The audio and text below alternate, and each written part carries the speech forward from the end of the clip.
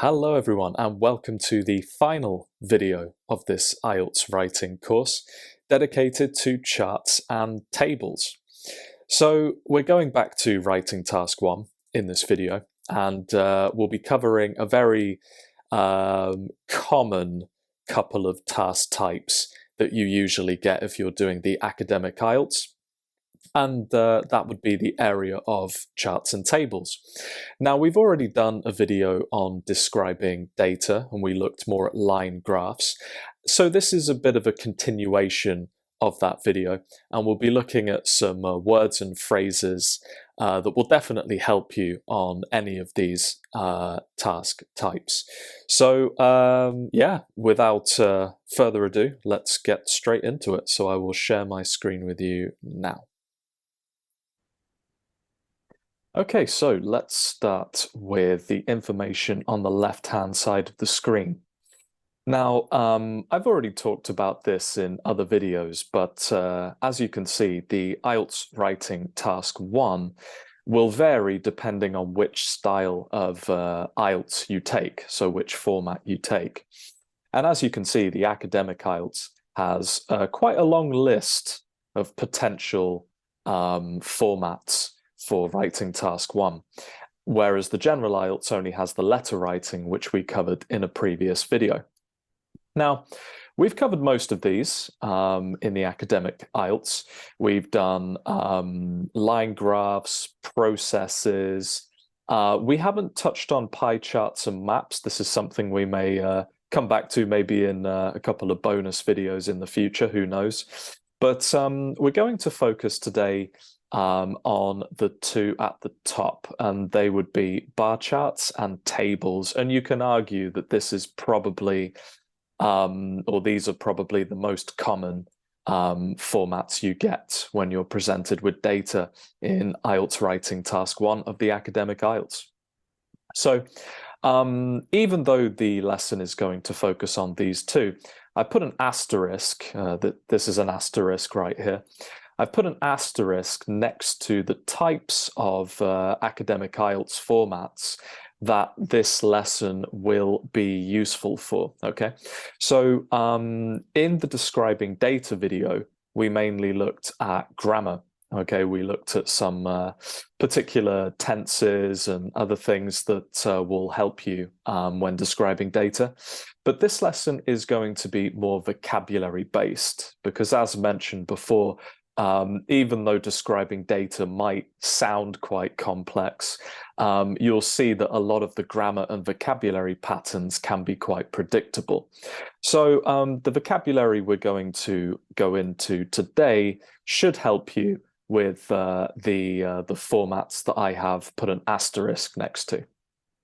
Now then, in another previous video, we've talked about how it's very good practice to not only label any new words that you learn with its meaning or translation, but to also study its form and pronunciation. So meaning, form, and pronunciation.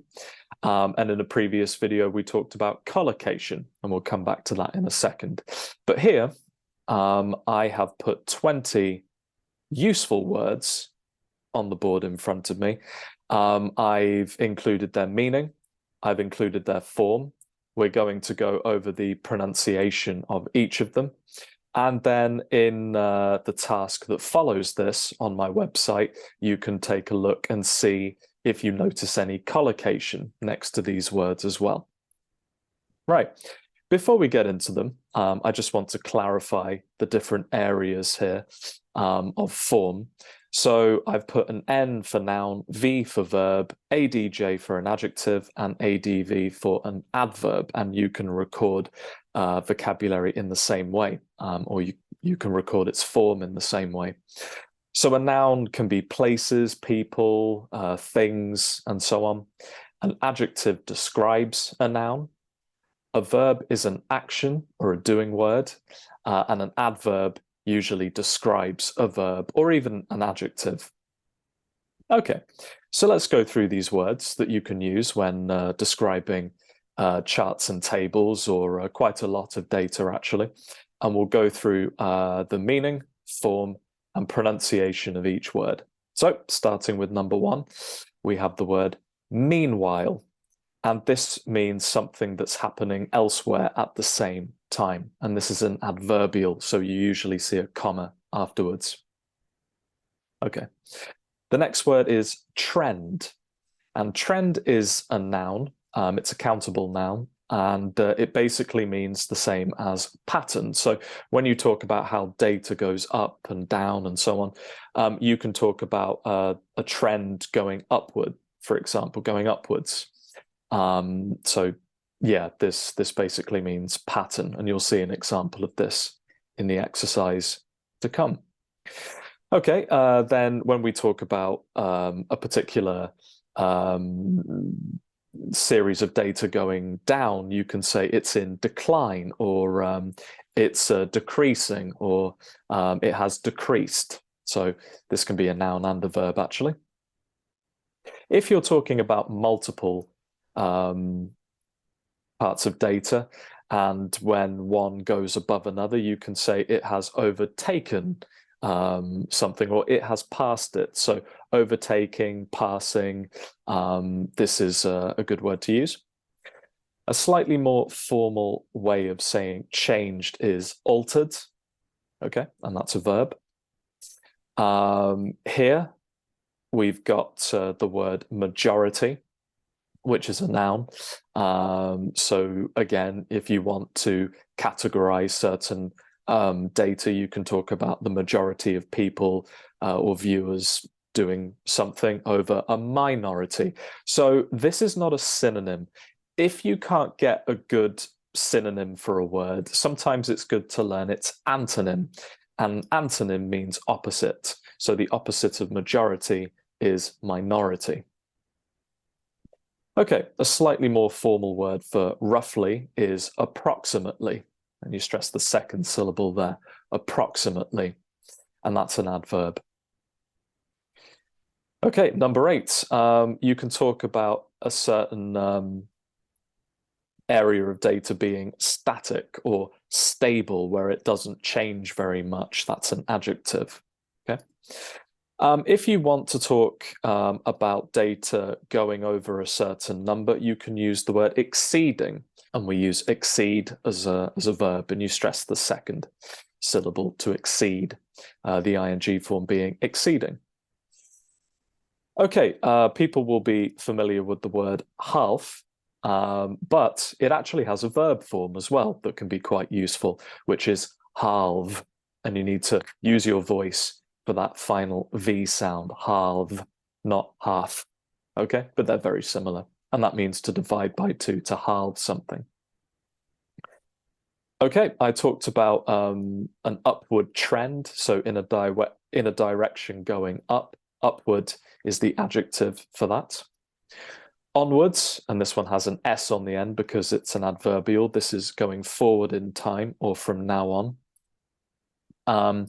You can talk about there being a dip in a certain number, which means a drop, and that's used as a noun. Okay, this one's an interesting one. To hover, that means to kind of float.